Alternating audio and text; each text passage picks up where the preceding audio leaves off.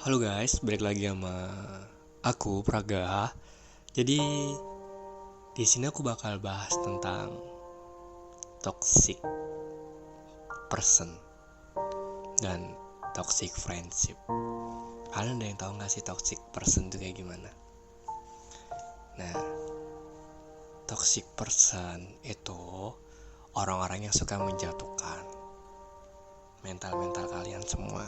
Jadi misal nih, kita udah ngebangun diri kita biar mental kita itu nggak tertekan. Misal kita ada masalah di keluarga atau masalah apa yang bikin mental kita down, dan kita berusaha semaksimal mungkin biar mental kita itu kembali lagi. Nah, terus ada orang-orang toksik nih, kayak misal teman kalian, lu masalah mulu deh, masa kayak gini-gini. Nah, itu merupakan hal yang salah gitu loh.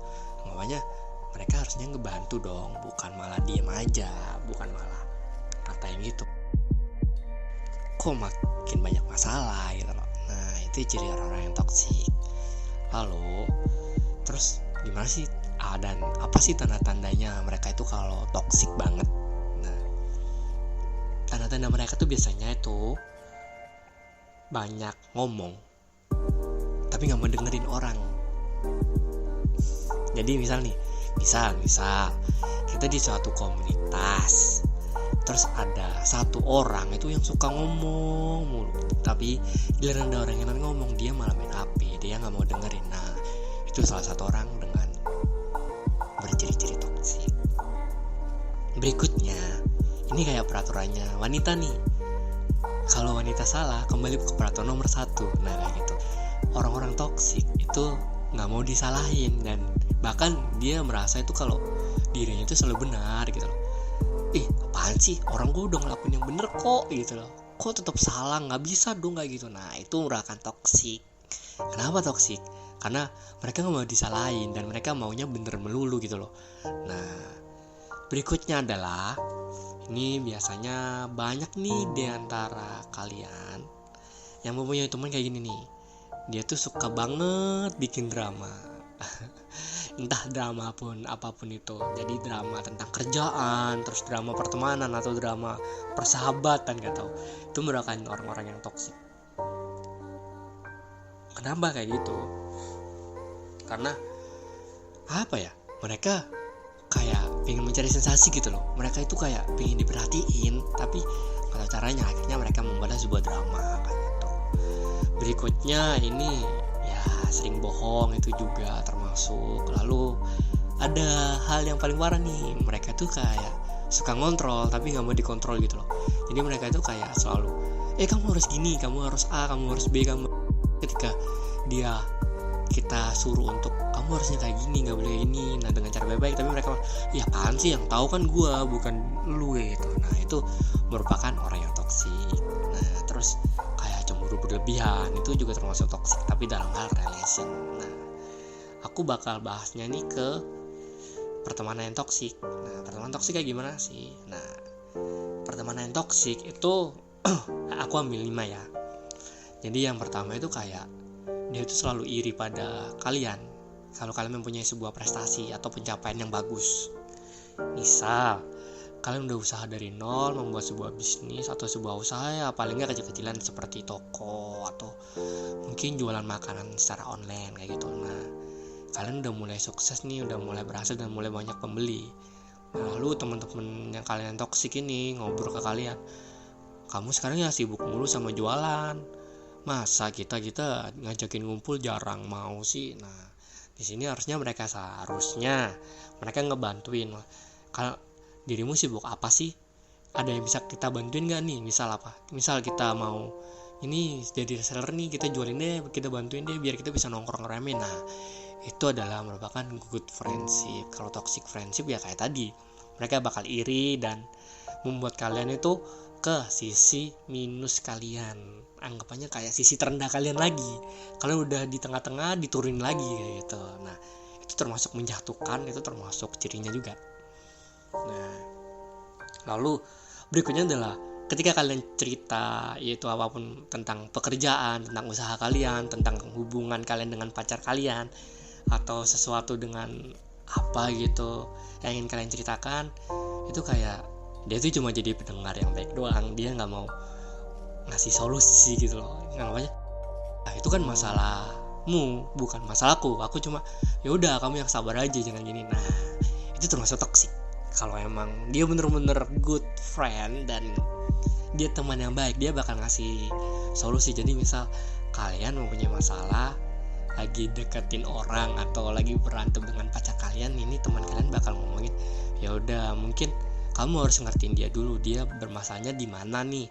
Misal dari kalian sisi ada yang misal berantem hal yang negatif yang mungkin sang pasangan kalian gak suka, dia ngasih saran kayak gitu. Nah itu termasuk walaupun itu kecil ya, tapi termasuk pemberian solusi yang baik gitu. Bukan malah kamu yang sabar ya, no that's itu bukan sesuatu hal yang pantas diucapkan untuk menyelesaikan solusi atau memberikan solusi gitu loh.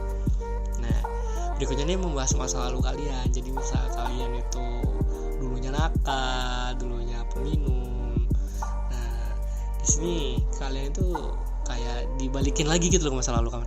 Ngapain sih jadi kayak gini, sekarang lebih better kayak dulu deh, lebih enak kayak dulu. Misal kalian dulunya fuckboy atau dulunya kalian fuckboy akhirnya jadi good boy. Nah itu termasuk pencapaian yang bagus kan. Tapi teman kalian ngapain sih jadi anak yang good boy, sedangkan fuckboy dulu banyak yang deketin, banyak yang ngobrol sama dirimu, sekarang kan jadi sepi gini-gini. Nah itu termasuk hal yang salah. Ini termasuk gitu loh. Harusnya kan bagus, sekarang kamu udah jadi yang lebih baik ya, nggak kayak dulu lagi, sekarang lebih bisa menghargai seseorang. Nah itu hal yang bagus.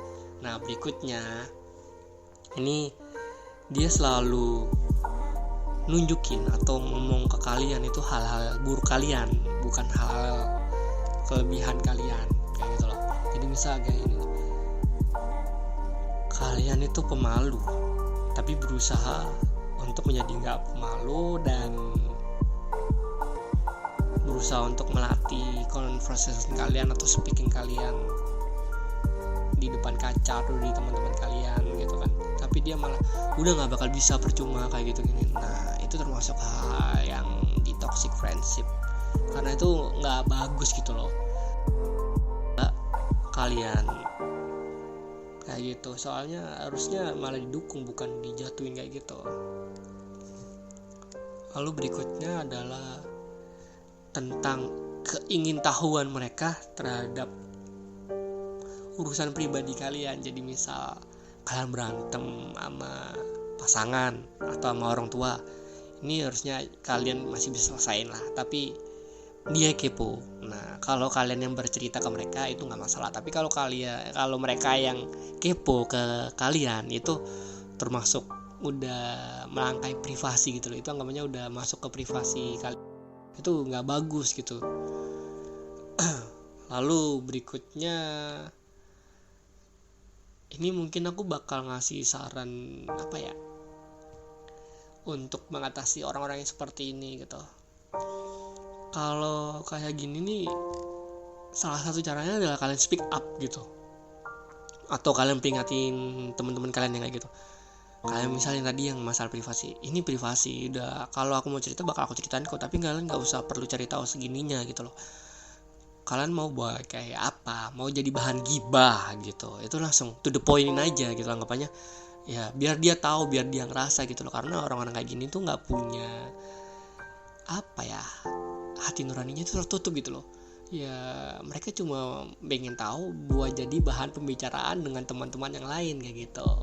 Nah ini kalian perlu speak up ke mereka biar mereka paham kenapa kok gini nggak boleh gini. Nah itu. Nah untuk berikutnya misal yang tadi yang beberapa itu kayak misal dia lebih sering ngeluarin kekurangan kalian, terus membahas masa lalu kalian, terus nggak pernah ngasih solusi. Nah ini aku mulai dari yang ini, dari kekurangan dan masa lalu ini hampir sama kan.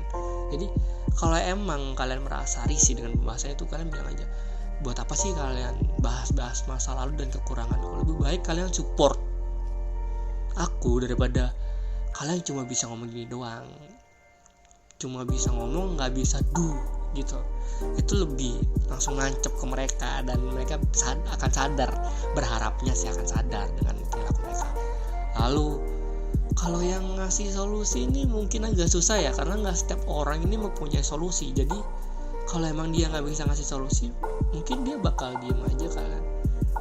Nah itu ya bakal diem aja karena dia nggak tahu mau ngapain kan. Jadi kalau misal dia ngomong sabar, ya setiap orang tahu lah ada masalah ya harus sabar, mau gimana lagi. Tapi itu bukan solusi gitu loh. Jadi kalian langsung bilang kalau emang gak ada solusi ya just jadi pendengar yang baik aja gitu loh. Nggak usah ngomong sabar ya. Semua orang tahu bro, kalau ada masalah tuh sabar. Nggak usah ngomong sabar pun aku juga sabar gitu loh. Langsung dibuat gitu aja, langsung biar mereka sadar gitu loh. Lalu ini yang tadi nih, yang iri akan pencapaian kalian, dia bilang aja kalau kalian mau bantuin aku, misal aku jualan online nih, kalau kalian mau bantuin aku bilang aja mau bantuin, nggak usah pakai ngejek atau nyuruh aku buat kumpul lagi sama kalian buat nongkrong. Ini aku ada kesibukan bro, kalau ngertiin dah. Ini juga salah satu buat untuk masa depanku dengan keluarga kalau kalian sudah menikah, atau masa depanku untuk ngelamar si A misalnya itu. Nah itu kalian harus speak up kayak gitu, karena kalau nggak kayak gitu mereka itu kayak buat apa sih jualan ini, buat apa sih. Nah karena kesadaran di masyarakat kita itu juga rendah ya, jadi ya ngasih saran itu doang yang bisa aku kasih. Nah jadi itu beberapa hal yang mungkin bisa aku sampaikan juga, dan ya kurang lebih kayak gitu dulu deh ya. Karena emang orang-orang toksik ini banyak macamnya kan, ada kayak toksik pertemanan, terus toksik dalam pekerjaan. Ini toksiknya ini kayak misal ada atasan yang toksik, atau bos kalian yang toksik, atau siapa kayak temen rekan kerja kalian yang toksik. Nah ini nanti akan bahas selanjutnya, dan ini yang terakhir mungkin bakal lebih seru sih, toxic relationship, karena ini banyak banget problem relationship yang toksik gitu loh, anggapannya ya terlalu toksik, dan itu bakal aku bahas di berikutnya ya. So stay tune and stay update. Don't forget for share kalau kalian suka, subscribe kalau kalian suka di YouTube dan nggak mau ketinggalan. Terus kalau di Spotify di follow biar nggak ketinggalan update baru. So thank you guys, see you next time.